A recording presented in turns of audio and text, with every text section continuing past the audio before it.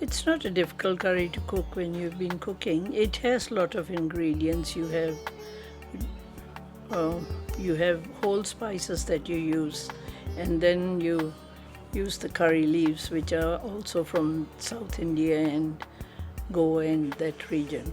And then you use other spices like curry powders, which we blend ourselves, and turmeric and chili powder and things like that. And then you use ground stuff, grind onions and whatever.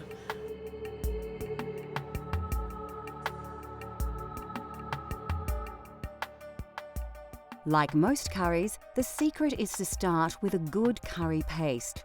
Combining these ingredients in an electric blender is a quick and simple way to make a great base for your curry. For those of you looking for a truly authentic Goan taste, liberally add more chili and vinegar to your curry paste.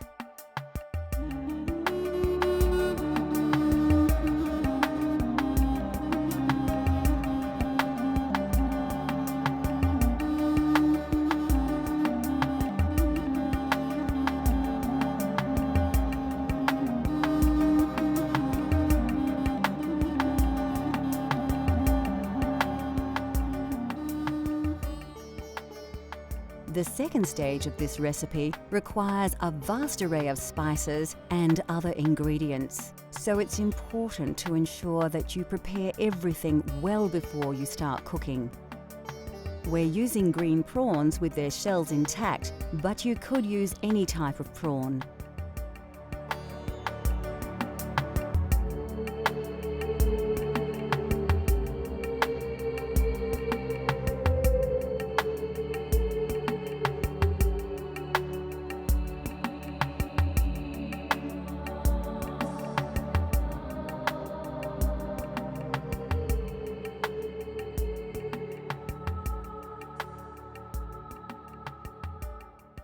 Goan prawn curry is usually enjoyed with basmati rice or eaten with breads such as chapati or naan. To begin, place a chopped red onion into your blender. Add 2 long red chilies and about 3 tablespoons of cooked white onions, 4 peeled cloves of garlic and 2 tablespoons of tomato paste. Next, add 2 tablespoons of white vinegar, 3 chopped tomatoes and half a red capsicum chopped. Finally, pour about 1/4 of a cup of water over all the ingredients. Now blend everything together until you have a well-mixed liquid paste.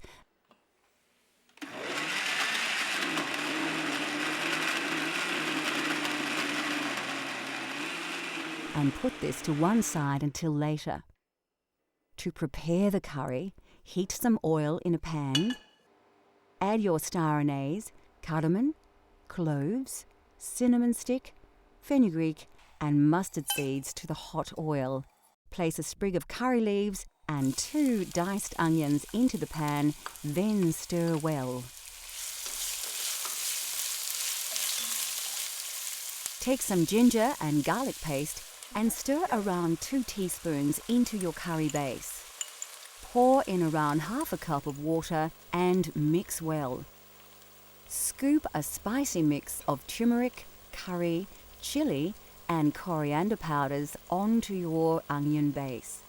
As they cook, these spices will release their aromas and their flavors will intensify. Season with a teaspoon of salt, then reduce the heat and mix the ingredients well to form a thick paste. Now is the time to add your blended curry paste to the saucepan. Mix it in well to allow all the flavors to combine. Cover and allow to simmer until the juices have cooked through. When ready, add a tablespoon of yogurt to the sauce, as well as 1 tablespoon of tamarind paste. Then pour in half a can of coconut milk. These will help to bind all the ingredients together into a rich, creamy sauce. Take the juice of half a lemon and add it to the sauce. You can now add your prawns to the curry and then bring the sauce to the boil once to cook them. Remove the saucepan from the heat, Sprinkle 3 tablespoons of fresh chopped coriander and stir. Finally, cover and allow the curry to stand for 5 to 10 minutes before serving with basmati rice.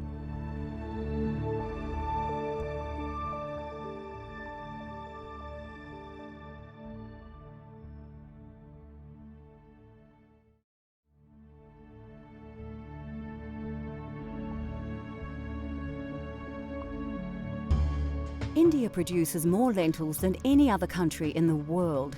These pulses are packed with high levels of protein as well as many essential minerals and vitamins. They are inexpensive, extremely nutritious, highly versatile and considered by many to be one of the healthiest food sources available. The most popular variety is Moong dal.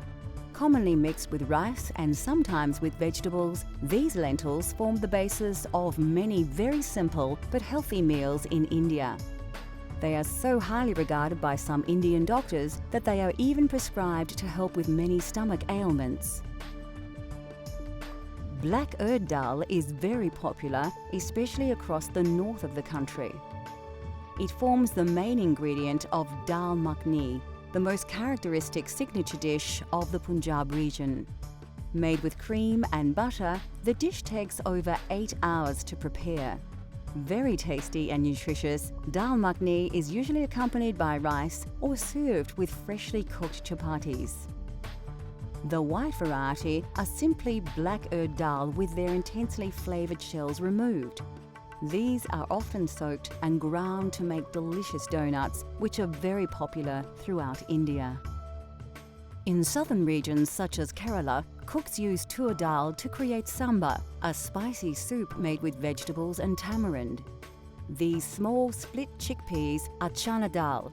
They have a variety of uses, not least as an ingredient in the crispy papadam, a favourite accompaniment at most Indian restaurants around the world.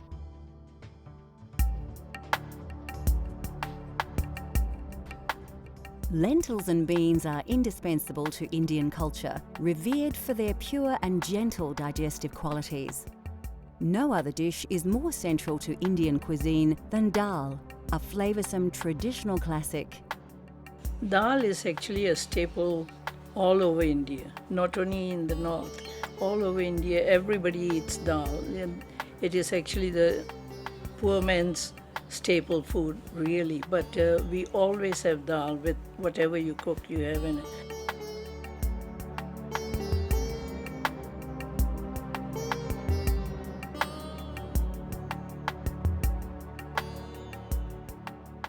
From north to south, dal in all its forms is central to Indian cuisine.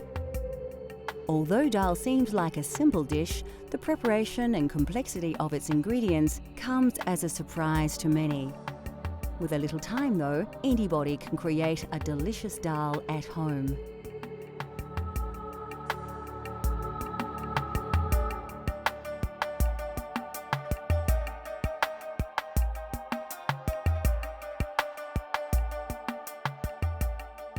What gives this Punjabi masoor dal its amazing flavour is the traditional spice paste, bursting with a classic combination of spices that produce aromas that will transport your taste buds straight to India.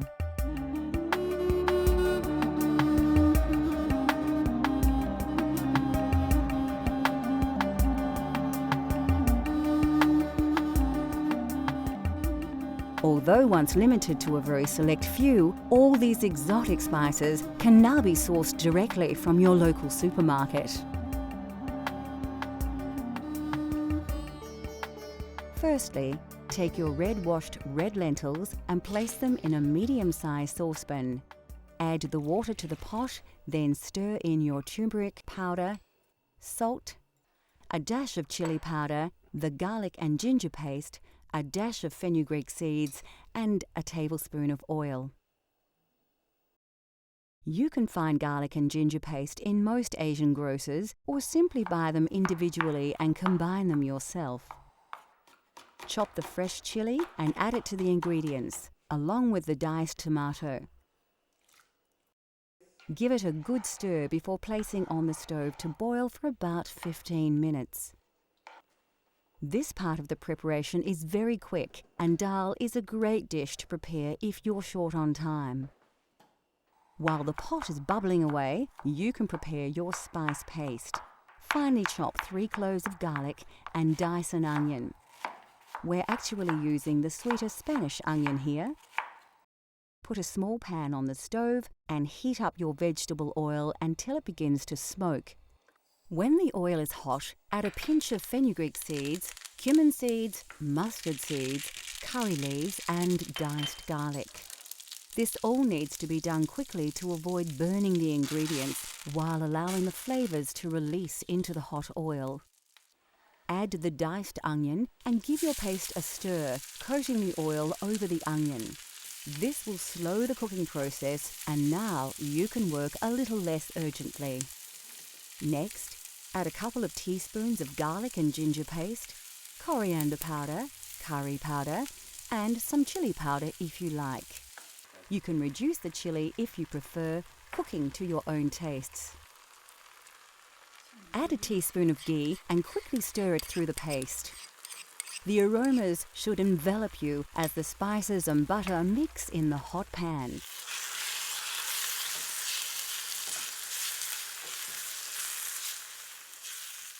By now your dal should be cooking nicely, and a large portion of the water will have been absorbed by the lentils. Stir the spice paste into the dal on the stove top and mix in well. Keep it on the heat while stirring to help the flavours combine. Lastly, finely chop some fresh coriander, stalks and all, and add it to the dal. Keep a little aside to use as a garnish when serving. Now you too can prepare a traditional Punjabi masoor dal, a delicious, authentic vegetarian Indian dish, rich in flavours and good for you as well.